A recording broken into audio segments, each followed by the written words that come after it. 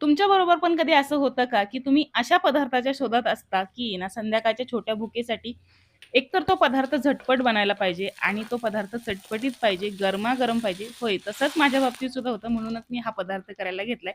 तर मी तेलामध्ये जिरं आणि पांढऱ्या तिळांची फोडणी दिली आणि यामध्ये लसूण ठेचलेली हिरवी मिरची आणि लाल मिरची घातली. चवीनुसार मीठ घातले, पाणी घातले 1/2 कप 1 कप रव्यासाठी आणि पाण्याला उकळी आल्याच्या नंतरनं रवा घातलाय आणि हा रवा चांगला मळून घेतला. यामध्ये एक उकडलेला बटाटा घातलाय आणि चीज घातले. तर प्रोसेस्ड चीज तुम्ही घालू शकता यामध्ये. चीज नसेल तरी सुद्धा चालेल. तसाही हा पदार्थ तुम्ही करू शकता. खूप भारी बनतो.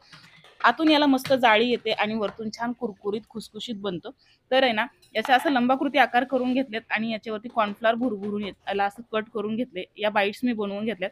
तुम्ही याला गार्लिक बाईट्स नाव देऊ शकता. तर बघा, या गार्लिक बाईट्स आहेत ना, या तुम्ही फ्रीझरला साठवून ठेवू शकता. आठवडाभरासाठी या आरामात राहतात आणि ना, जेव्हा हवं तेव्हा तुम्ही या तळून खाऊ शकता. खूपच मस्त हा पदार्थ आहे. खूपच मस्त नाश्ता आहे.